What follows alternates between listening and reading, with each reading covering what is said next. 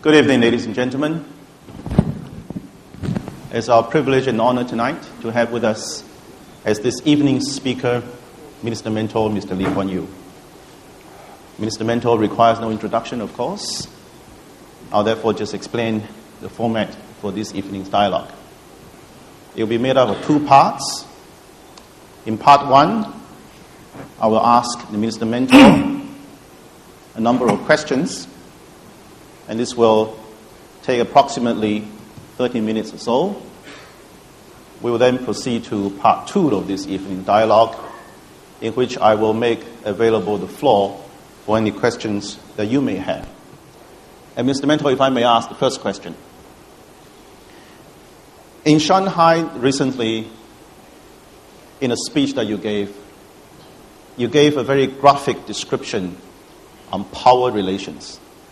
And you said, and I quote, "If two whales are fighting, the sea will be rough. And if two whales are making love, the sea will also be rough." We know, of course, the two whales are US and China. And for a small nation like Singapore, we obviously cannot stop the whales from fighting. We certainly can't stop the whale from making love. So how can we, Singapore, a small nation, navigate turbulent waters and try to help maintain a strategic balance in the region? Well, first of all, we have a certain distance from the epicenter of any conflict or any interaction.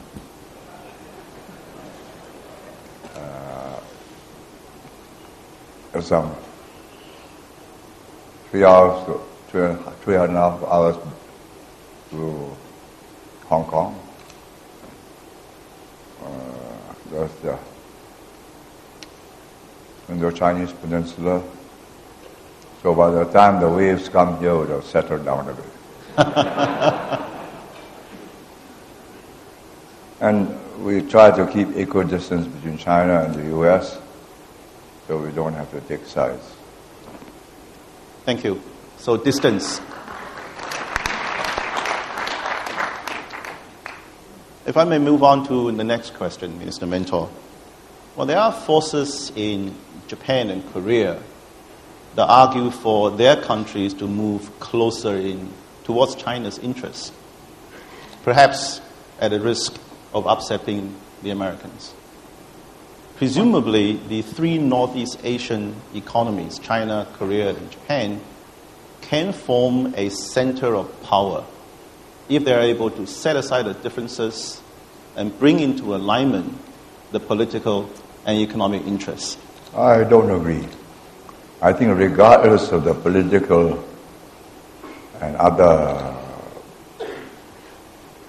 non-confluence interests, the economic interests, the sheer proximity of Korea and Japan to China will mean that they will both be riding on China's growth. And it will be very unwise of them not to ride on China's growth. Japan's economy has bounced back because of China's growth. But that doesn't mean Japan will align herself with China politically. I think she'll maintain her special alliance with the US, which has lasted since World War II. South Korea has also close links with the Americans, and they've got American troops in South Korea. So I think the two facets must be separately discussed.